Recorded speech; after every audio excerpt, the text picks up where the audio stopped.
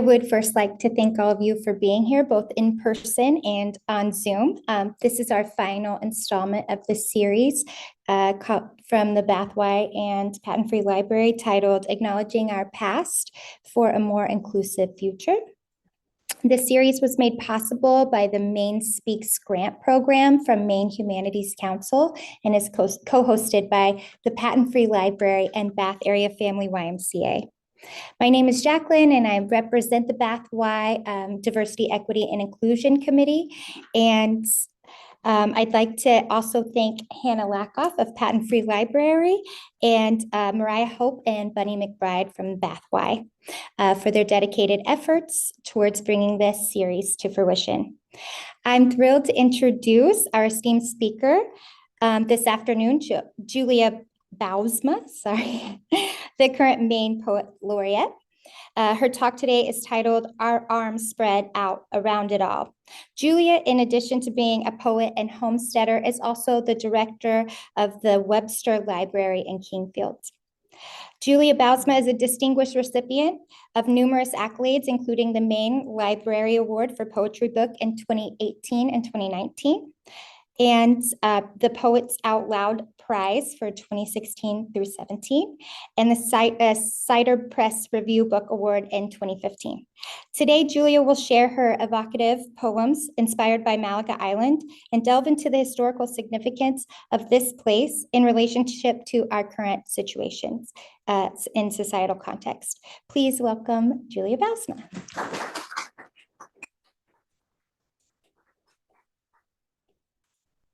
Hi, thank you so much, Jacqueline, and thank you, Hannah. And I'm grateful for this series and this conversation, which is not an easy one. So my book, Midden, is, as you said, it is a collection of poems about Malaga Island. And I wanted to start, we were just talking before this program began about the cover of the book. And since that is the opening image, I wanted to start by saying that the cover art for this book is an image by the incredible Portland-based artist, Daniel Minter, who's done a ton of work with about Malaga, and who I discovered, after many drafts of this book. And when I saw this image, I knew I had to ask him if I could use this as cover art for the book, and he very graciously allowed that. So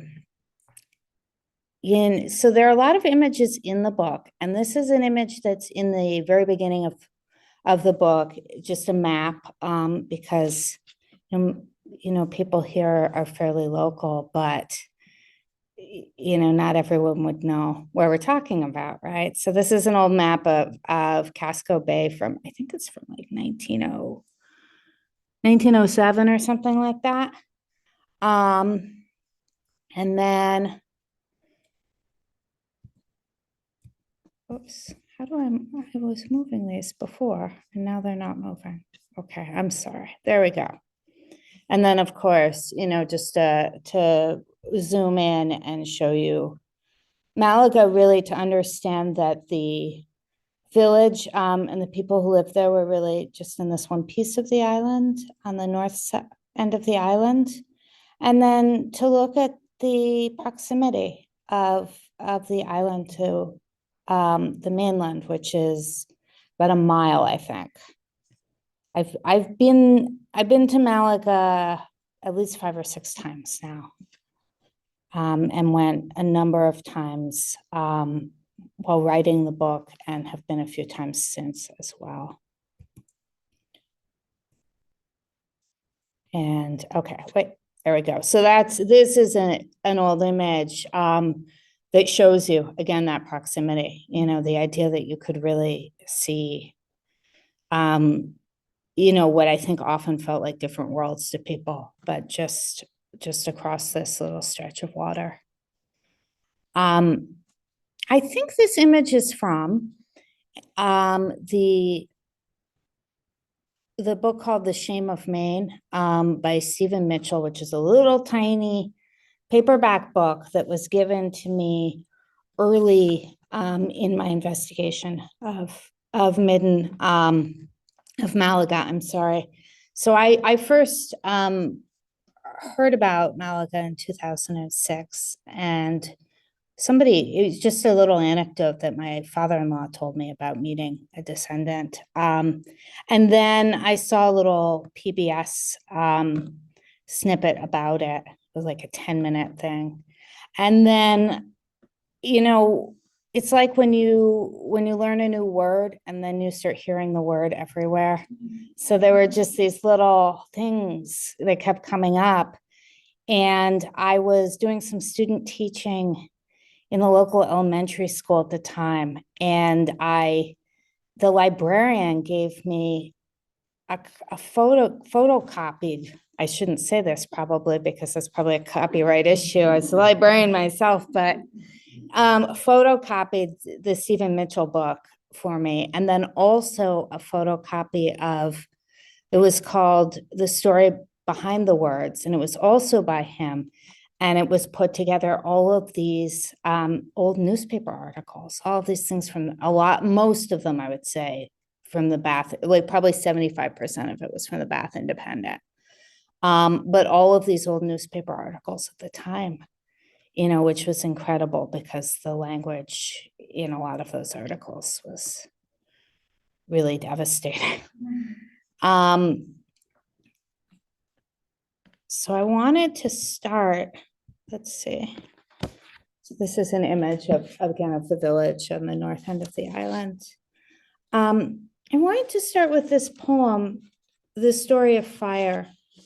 And this is a poem, this is probably the first poem that I wrote in the, for the book. It's not the first poem in the book, as it turns out, but I think I probably wrote this in 2008, I want to say. I visited the island while there was the Maine Coast Heritage Trust organized a tour of the island while the archaeological dig sites from USM were still open with the archaeologists. And so I went on that trip because I was getting very interested, in Malaga at that time and thinking about writing it, but hadn't really written anything. And what was interesting to me was that I went on that trip with the erroneous belief that all of the houses had been burned because the first couple of things that I read said that. And then when I went on the tour and of the dig sites and heard the lectures from the archaeologists, I learned that was not the case. So this poem is called The Story of Fire. Our brush fires hung thick and black. They kept us warm, cooked our pots of clams, and every day the villagers smelled our smoke from their porches on the mainland. A stick on fire curls and curls. Each fiber glows as it peels from the stalk. So it is with a story. Driftwood flames green to blue. How they came in boats. How our shacks caught like a shot of light when match met kerosene. How we left in their boats. How we huddled close. How Mama bent to the baby, her crooked arm clamping him silent. How a child curled mouth to smoky knees and bit them to red. A stick on fire. Now, 100 years later, the archaeologists find no ash, no scorched ground, no scraps of charred wood, just loose nails in the shell heap. Evidence that when the villagers said leave, we willingly tore our houses down with our hands. I'm going to go fairly quickly into the next poem here. Their objects: medicine bottles, tureen, hatchet, flint, bullets, shotgun shells, straight razor, fish hooks, knife, bone knife handle, clay pipes, buttons, beads, Johnson's liniment bottle, key, jug, bowl, milk pan, cup, drinking glass, nails, fish hooks, box lock, teapot, stove parts, bottle, clay pipe, comb, mug, lamp, chimney brick, spoon, buttons, beads, pipe bowl, plates, saucers, bottles, milk glass dish, cup, bowls, lamp chimneys, lamp handle, door hinge, fish hooks, rope. So I owe that poem to the Maine State Museum's incredible exhibit in 2012 about Malaga. And really, which was all curated by Kate McBrien, who I know was an earlier speaker in this series. So really that was a poem that just came about from, I spent hours in that exhibit and taking images, writing, writing and I wrote this list of objects and I realized that that itself was a poem.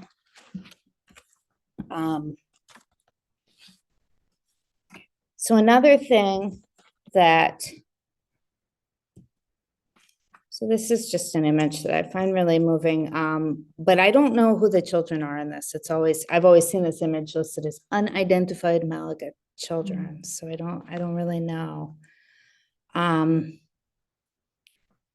I want to read this poem that I have lost the page of. I am sorry, there it is. So one of the things that happened, and this happened pretty late in my process of writing the book, is I had written a lot of poems about Malaga, of course, and I'd written a lot of persona poems, poems in voices of other people.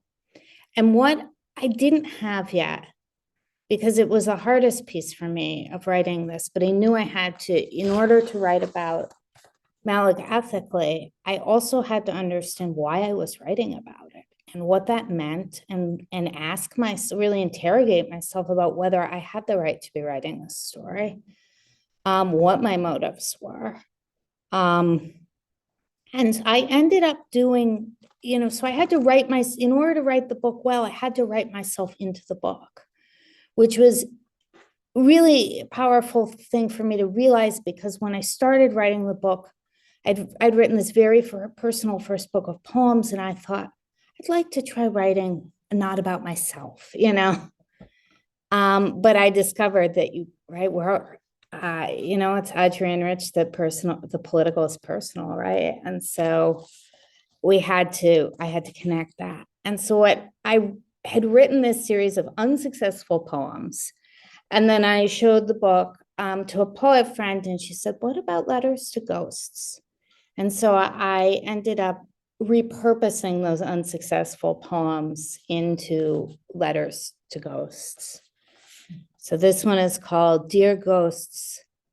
I pick the list for names like herringbones from the fish's oiled cavity. I run them between my teeth, stroke the scarred light of photographs, your granulated faces, mimeographed eyes always left in the dark. I take up scissors, razor blades, the rusted garden loppers, pinking shears. I scissor you to islands, rearrange until my fingerprints peel your faces gray. I bind you to my walls. I let you hang. You watch me sleep, your silence a bloodburst in my mouth. I dream of ink, wake as a stain against my sheets. Finally, I shred the maps, scatter the portraits, watch you faceless flutter down. 100-year-old snow dusts the ground. This is our only blessing. Bury you in the yard Sing as I fingernail our forgetting into the bone clay.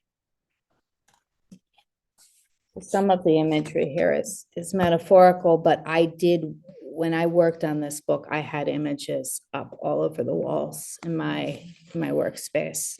And I wrote several versions of the book at writing residencies in Virginia and in Vermont. And part of that was because I wanted to lean into that feeling of being really homesick when I was writing poems. So I would take this big box of photographs and images, with me each time, and then set that up all over my space wherever I was working. So images like this, which is one of Jake Mark's. This is another one that I wrote early in the process.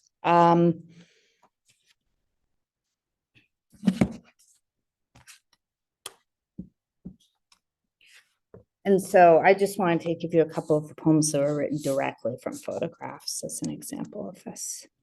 Bas relief, Jake Marks. Beyond his shoulders, bleached sky, hint of clouds. Behind his head, wrinkled ocean, the rock on which he stands. Whittle this man, cut him from his landscape, cut him against it. They say he feared water, but lived on an island. Here, skin salt-cured, ocean hardened, cracks to cancer. Let sunlight chisel his cheek. Let it leave a patch whiter than clamshells bleached to the shore. Here are limbs tilted and braced. In his right hand, a stick, handle to an unknown tool. His left hand, a bulge of veins that crawls up his wrist. Here, an elbow juts, and stains gather on the bib of his overalls. Carve it, the dark beard with his specks of white, gray hairs or seafoam. A strap on one shoulder, open cuffs, how his hair caught in the wind flutters up.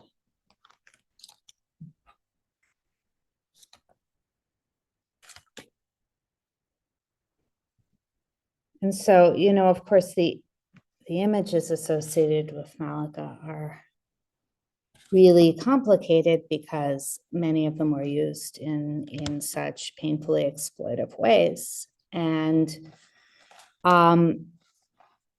this postcard probably is the greatest example there is of that. So this is a photograph. Abby Tripp is the one standing at the fence post. Her sister Pearlie Tripp is the little girl peeking through the fence rails there. And in the rocking chair is Annie Parker.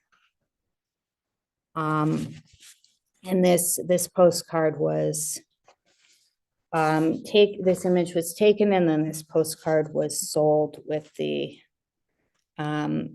offensive title. And I wrote this poem, which it carries the same title. And it begins in with an epigraph by Ed Roberson. Photography was invented with blood. 1. At 6, Abby knows to stay behind the fence rails.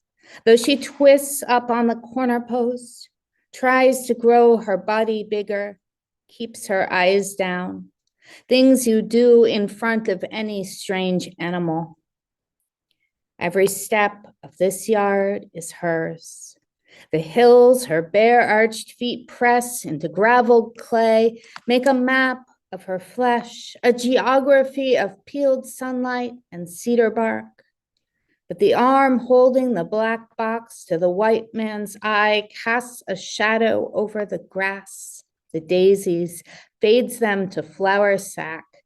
His little Pearlie mouths the rail beside her, peeks out through the stick fence, and old Annie Parker creaks her chair, A rhythm Abby breathes in like the sound of the sea as she weaves her toes into the dust, digs in her heels.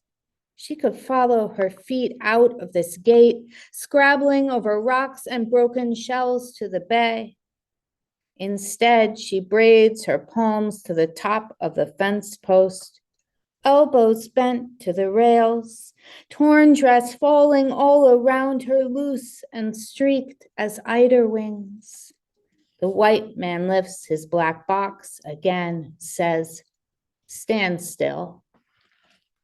2. The flashbulb glints 100 teeth in an open mouth. The camera is a cracked door anyone can open. Last winter, the frost heaves swelled like a frown beneath Annie Parker's house, corner post shifting until the door wouldn't latch, and she tied it shut with rope. Now she pulls Pearlie onto her lap. Sometimes the restless heat of a child's limbs will keep the cold out, will hold the ghosts at bay. Her face is a haze of brush smoke, acrid snap of pine pitch, lips collecting in creosote pools as she glares the camera down. And he knows no good ever comes of a Mainlander staring into your open door. 3. Afterward, the picture finds its way to Boston, where it's cropped and stamped. The postcard, it sells and sells. To think about, it was very important for me to try to figure out how to think about that and to think about this postcard, to think about the idea of taking an image of people and then making money off of it this way, and then the image being used to then, justify driving people from their home. And so as I was contemplating how to write a book that didn't, that honored people and didn't further exploitation, I needed to confront what happens when you don't do that, when you do the opposite, when you do exploit with that.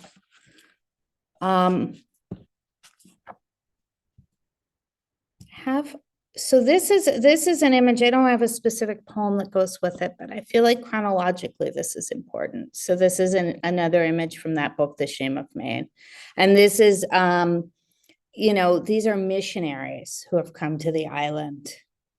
And while they did, bring some supplies and do some helpful things like build the schoolhouse, this is all sort of tied into the very negative attention that was received as well. And I should say too, I don't think I've explicitly mentioned Holman Day yet, but a number of the images, I think including the one of the boat in the beginning might have been a Holman Day photograph.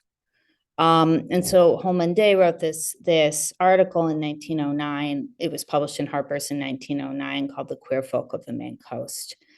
And that began a lot of the focus on Malaga and also some of the attention by missionaries, which led to more attention and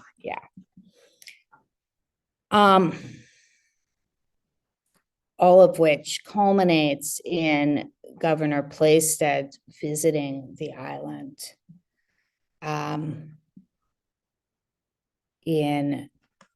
visiting the island then in 1911. And this is a painting of that.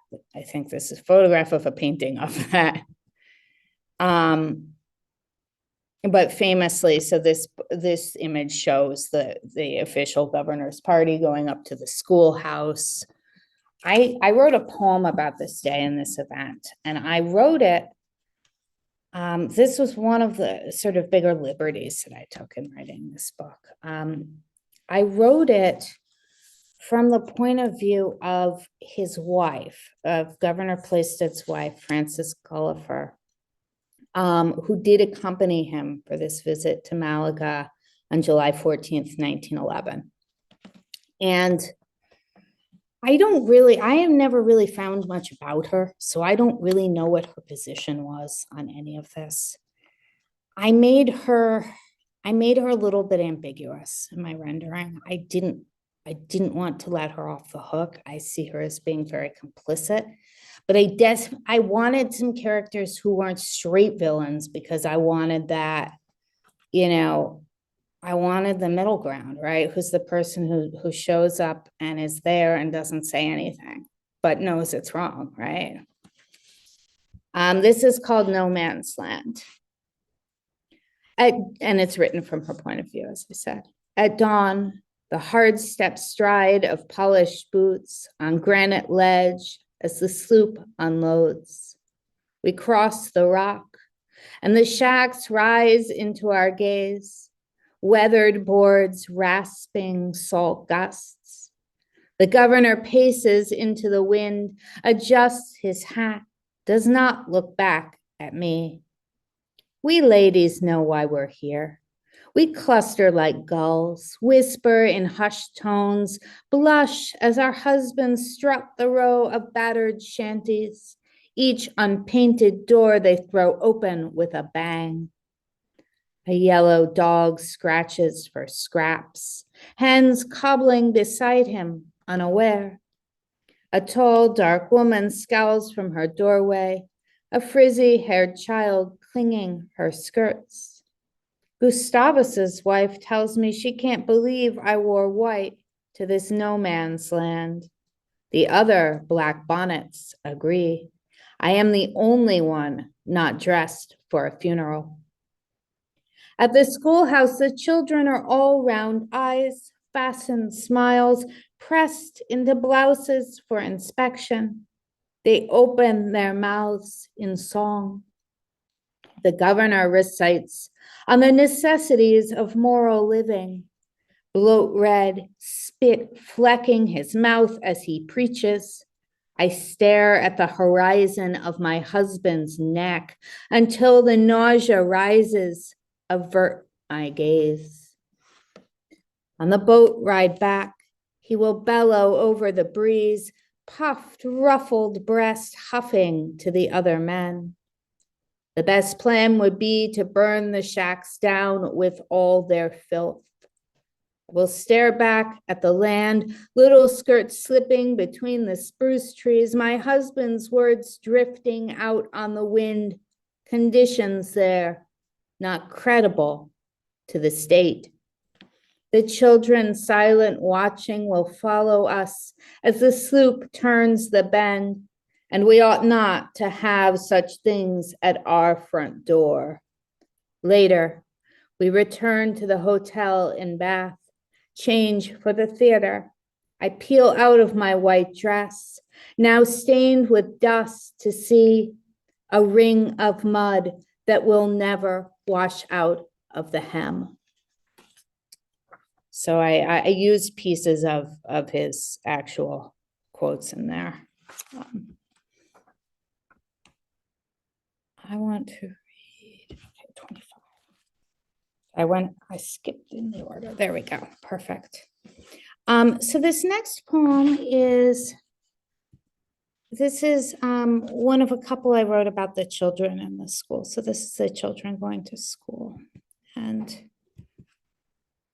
here they are again. So I wrote this poem originally as a sestina. And then my editor, this is one of two book poems that my editor said, I think we should take it out of the book.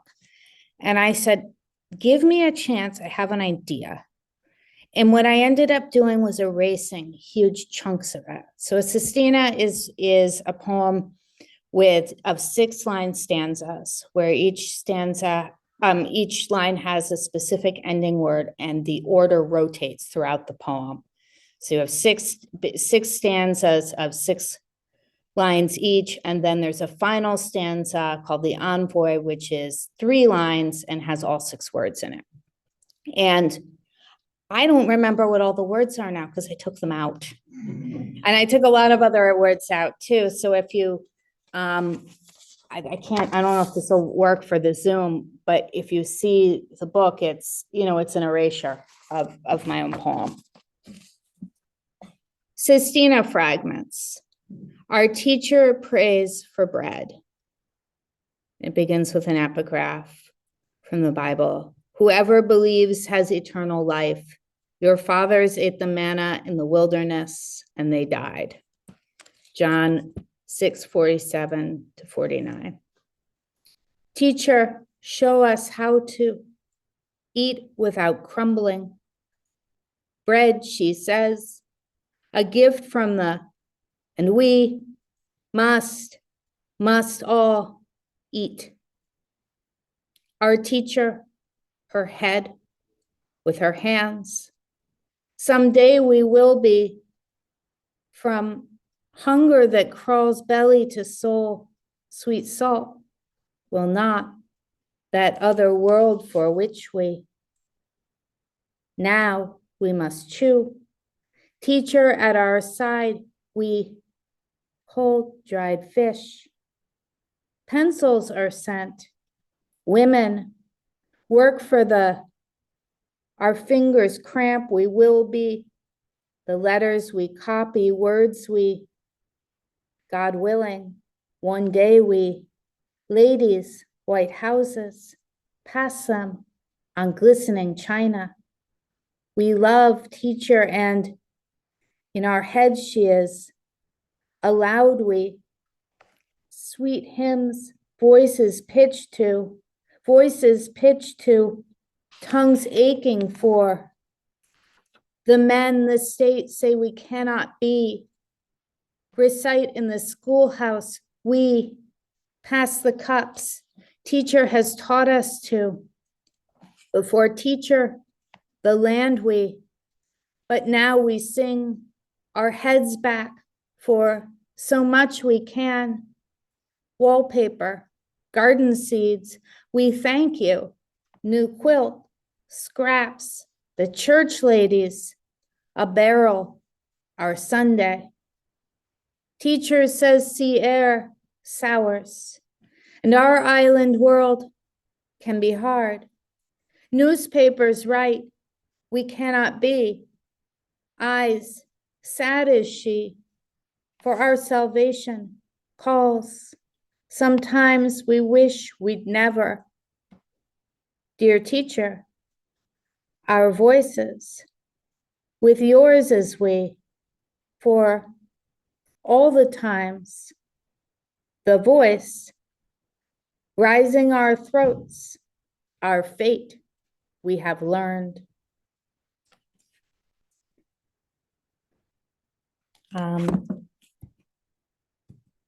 So this was another thing that I encountered in the exhibit at the Maine State Museum, and which I had not seen before. And so this was a list of suggestions made by Agent Pease. Agent George Pease was the one who was ordered by the governor to oversee the eviction from Malaga. And he made this list to figure out what to do with people. There were 47 people on Malaga, so this list, it doesn't actually include everyone who was there. But to see this, for me, to see this counting up of people and this, and the kind of really callous language, commit this, commit Lottie, Lizzie, and James Marks, fit subjects, this numbers, was just so terrible to me. So this is repeated, this image is put in verbatim in the book. And then I wrote this poem that accompanies it. Agent Pease's defense. It was just math. They asked the state. So I worked the figures. Every person has a cost. Every person has a price. Divide and subtract. Which to? Commit, place, buy out. Order to leave. I was just carrying out orders from the state, and they weren't real people, not like you and me. Ducked their heads, wouldn't meet our eyes, couldn't tell what they were thinking, if they were thinking, like children. Yes, sir. No, sir. You've got to be firm. No use. Feeling pity. I did what was asked. The end of the day, it was just numbers. It was just math. So I entered some voices that I didn't want to enter because I needed to try to understand how we get to a point where we don't think about people as people.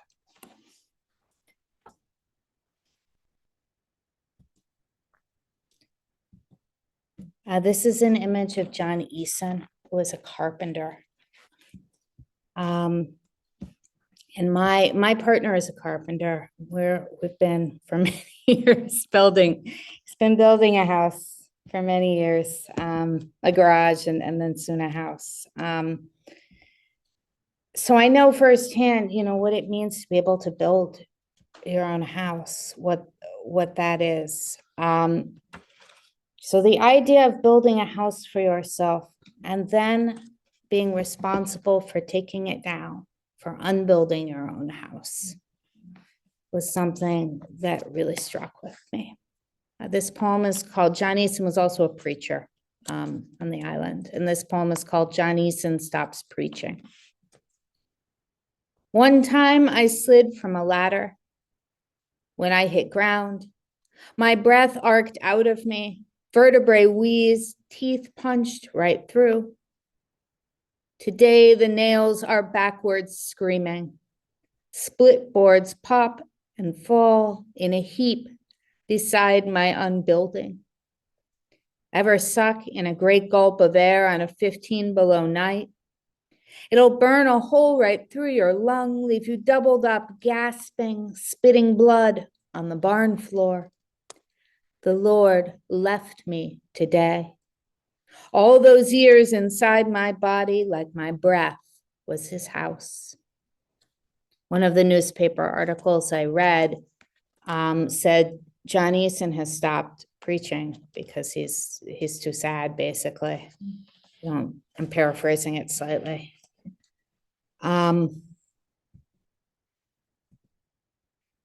So this is the Maine School for the Feeble-Minded. So this is where 9 of the Malaga residents, or 9 people from Malaga were sent here, including the entire Marks family. And I didn't choose to read this poem today, but one of the images that really struck me, and which is also included in the book, is this image here. And I did a pilot program in 2019 through the Maine Humanities Council, where I did some poetry workshops at the Skowhegan jail, and they supplied copies of the book to the women that I worked with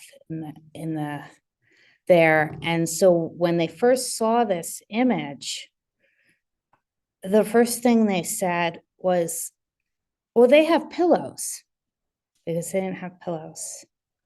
And then the second thing they said is, you have somebody's feet right in your head. So I think about that often, but for me, it was, the sea of white beds, and you go from the real sea to this kind of sea. So I have a couple of poems set at the Maine School for the Feeble-Minded that I want to read. This first one is in the voice of Lizzie Marks. And then the one that follows it, I'm going to read directly after, and that is in the voice of William Marks, who is her young son. And one thing that you need to know is that I had different buildings for women and for men. So when they went there, she was separated from her child. And they both died at the Maine School for the Feeble-Minded. Suckerfish. My baby was a suckerfish right from the start. A fat slap and slurp, a thrash in the net of my belly. And how thin, how patched the net.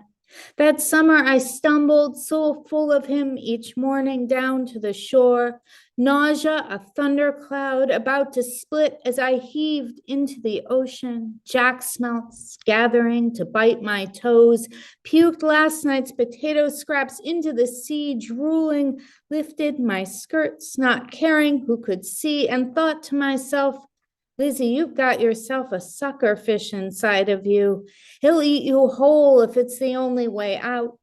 Thick foot, hard in the gut, and I thought he's a fighter sure as dawn. And how happy I was then, knowing my baby would fight, even with a hook in his gape-hungry jaws. Yes, and he came out like that too, flopping and red, latched straight on with his fleshy lips till that day they drove us from our house, loaded us into the boats, the carriage, steered us into the bleach-cold hall, said, women go left, men go right. Then I knew the line was about to snap. A pair of white hands plucked him off my breast. I sagged down, torn, unfurled, gill slit, and my sweet William, he just puckered his mouth. What William Marks knows, age 3. Hunger and the scent of white cloth and all the cold smells. Window pane, tile floor, stone wall, changing table, disinfectant, tin cup, spoon, milk, which used to be skin sweet and warm but isn't now. Porridge and hands, new hands, they lift him up, hold him, sack of limbs, little potato head, little onion skin. The arms are stiff. The woman they belong to never sings. So the book was published in 2018 in the fall. And so when I started going to readings and reading these poems out loud, it was right at the time when there was a lot of attention about children being separated from their parents at the southern border. Of course, that's still happening, and we're not talking about it now, but it was a reminder as I read these poems that what we think of as history is also the present. So those poems are really a call and response to each other. And there are a couple others that are like this. This one is written in the voice of Lizzie Marks' mother, Abby Marks. Feeble-minded. My heart grows tall as a granite house, stone to the top, corridor over corridor over corridor, and me. A hollowed out candle left burning in the front hall. Home, the late night guest who never arrives.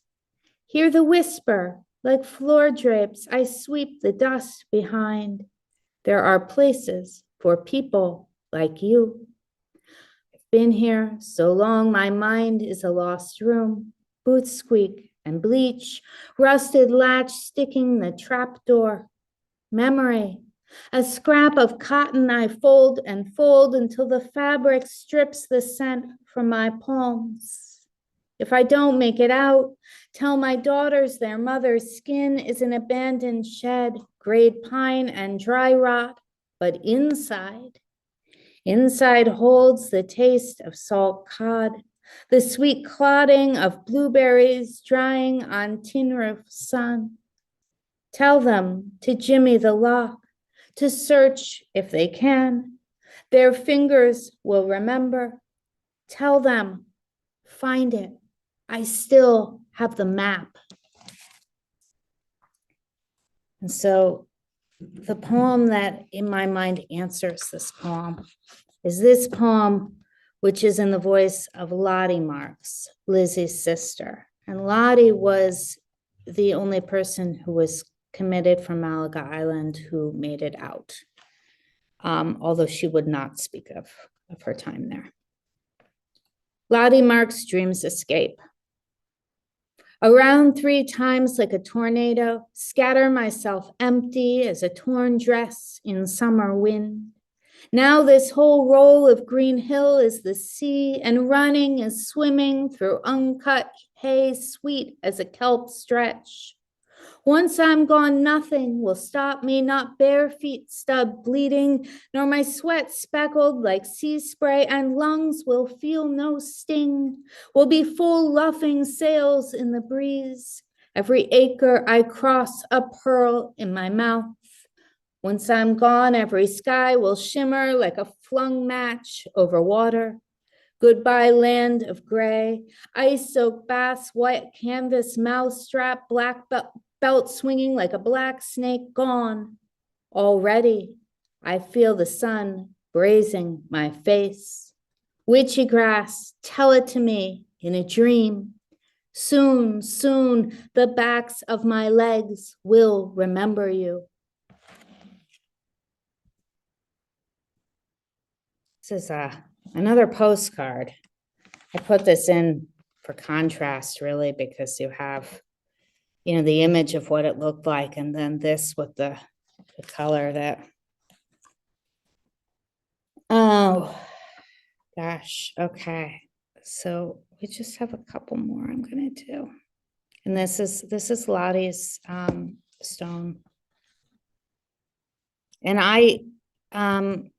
so this is an image of what the cemetery at the Maine School for the People Bouwsma, which is now the Pineland Farms, looks like today. There was a memorial put in 2017, I think.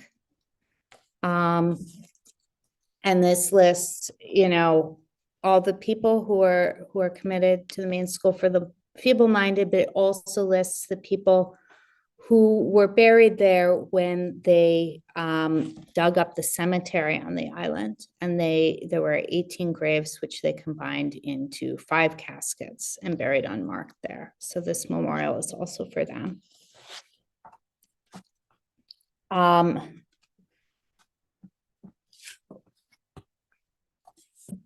This poem's a little bit, so bear with me. Interview with the dead. Who were you then? And instantly the tongue becomes the prism fracture, land of washed green light, ferns, wild hops, hemlock, lichen skinning the granite outcrops. And instantly the tongue becomes a well, a stone cast into memories falling. When there's no one left to name, the helix of departure unfurling inside you, wear silence as a tattered shirt, a stain of torn buttons.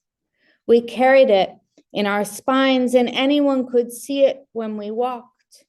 And instantly the tongue turns to salt, white film, and blanch, for not even the tongue can taste what came before salt. How do you remember your island? As stone fingers spread an octave into the sea, as salt brands ankles and red mud heels callous to clay, as dreams in which we still pick blackberries, as brambles scratch a map into our skin, as we thread the fishhook, pull the line taut, as a catch of blood in the back of the throat, as fingers tying a knot. How did you leave? Our houses became our bodies. We lashed ourselves to rafts. Our bodies became boats. Some left as cargo in boats' boxes. We wept or did not weep until home became the rubble between our teeth, the thing one cannot bite for fear of breaking. Then we were a people sculpted of wind, and when we left, we scattered as breath, lingered as breath. Then we were a people carved of gravel and dust, and we left as the land stripped from the land, carrying our hearts in our fists. Where did you go? To hallways of sweat and bleach, to white walls and locked doors, to brass bed frames in the endless folding of sheets, to the thin lips of strangers at the market, to back doors of summer mansions, to mudflats and shanty camps, to clusters of islands too tiny to name, to houses rebuilt with the same old boards, but smaller this time, and the windows all in the wrong place. What did you leave behind? Our arms spread out around it all until our hands could not meet our hands. And I'm going to end with one last poem.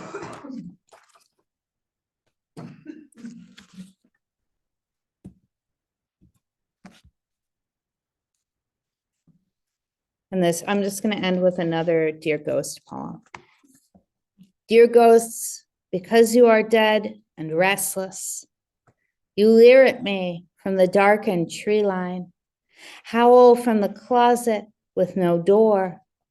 In the calf-high grass below the garden, the red lines of your questions harrow me to my knees. What are the words for the fact of your once flesh, for your missing? I plunge knuckles into damp soil, plant the pear tree, tear the old porch boards, force a pinnacle of blood from the nail hole in the ball of my foot. How does it feel to touch, you taunt? How does it feel to own, to lose, to bleed? Your laughter is a water glass breaking between my hands in the sink, sudden invisible fracture, slow splinter working its way under. Is this what it means to descend?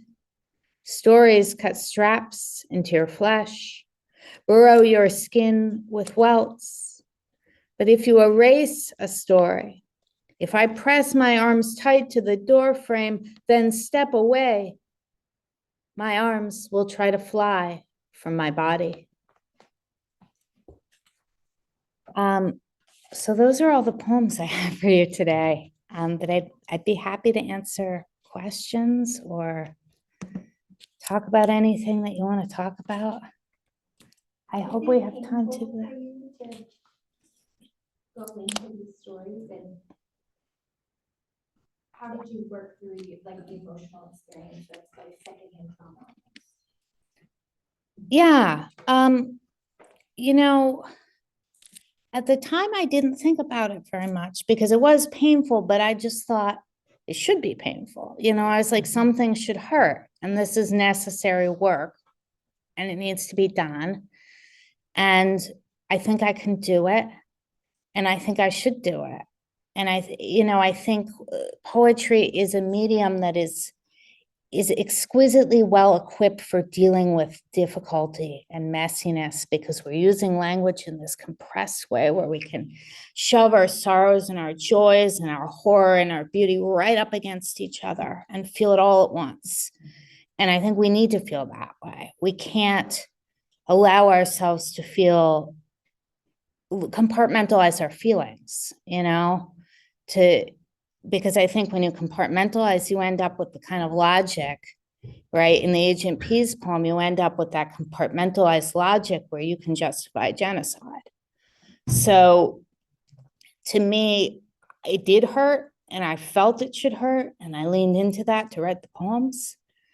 And then people asked me this question, and I was sort of like, well, I don't know, I just did it. Like, how would you do it? And I was like, I don't know, I just did it.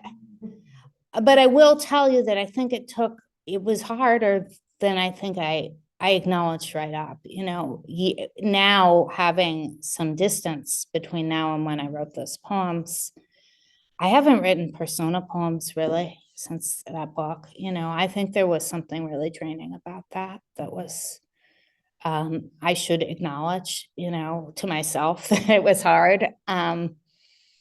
But again, I think some things need to be hard. So, yeah. Through your process of writing the poems and like visiting Malaga, were you able to speak to anybody who is a descendant of the people from Malaga? Yeah. So When I started writing the poems, I tried to reach out to some descendants and no one was willing to speak with me. But later I did end up speaking with people. So I met a number of descendants at the ceremony where that monument was, this one where they did that. There was a ceremony and a lot of the descendants came to that and I met a lot of them there. And I told them about the book, which hadn't come out yet, but was written at that point and was in production. And, so descendants have read the book and they've been comfortable with what I've written. And, I know it's been really hard, but I think it also, was a good thing. But I would have loved to talk to people while I was writing it, but I think it shows how much more open we've become and been able to be from, say, 2007 to 2017 on this, How long did it take for you to write? I worked on this book for about 10 years. Yeah. From like earliest, like, I think I'm going to be writing a book about this to the book was out. It was about 10 years or maybe even slightly more. When was the moment you knew it was going to be a book and not a poem? Honestly, pretty early, because there's just was no way to do this in one poem. I mean, I think the poem Interview with the Dead comes the closest to being a standalone poem in the book. But these poems are all in conversation with each other. And they don't, that's part of it, that chorus, that these are all the voices and they all need to talk, and even today, trying to pick poems to read for you all, it was hard. There were a lot of poems I had to leave out. There were parts of the story that I couldn't, fit in or felt like maybe too much. Right? We did it all, here today. It's a lot, right? So, yeah, I think from very early on, I knew that it was too big for just a poem for me. I found that so meaningful, the call and response approach of having your poems speak to each other. Yeah. Yeah, I haven't, within one body of work, I haven't experienced that before, and it really deepened each one that you read. It was really stirring. I think that you start writing a poem and, or a project and you're outside of it. It feels a little bit like I'm creating a thing, but when it really starts to happen, you're just working in service to it. It's telling you what it needs. And, some of these, there are some poems that I woke up out of a dream and started writing the poem. Well, at least one. There's one anyway that's like that. But yeah, that they are talking to each other was definitely a thing that started happening for me. Yeah. I know that obviously, I guess not obviously, was the memorial done by the state? I think so. Okay. But I'm not, who Kate McBrien, who's our state archivist, would definitely know the answer to that. I believe the answer is yes. I know that Governor LePage was present at that ceremony, and I also know that in 2012 there was I believe a small gathering on the island to honor the centennial of this, and that Governor Baldacci offered a public apology from the state at that formal apology from the state at that time. I guess I was curious because I was wondering if they acknowledged within their apology and recognition of the events that took place, if they recognized that it was a big portion of it was based on race. Yeah. I mean, I don't have the formal words of the apology. Yeah. I mean, so I don't know for sure. I think that's a good question. I think so, but I don't know how directly that was stated. Yeah. I think it's one thing to acknowledge that something happened and apologize for it and for Broadway, and it's another thing to recognize that it was based on racism. Absolutely. And take responsibility for that, so. Absolutely. I mean, I can go out on a limb and say that whatever was said, it probably wasn't enough, but I don't know exactly what was said. Yeah. Yeah. We all set? I think so. I think so. Thank you so much, Julia.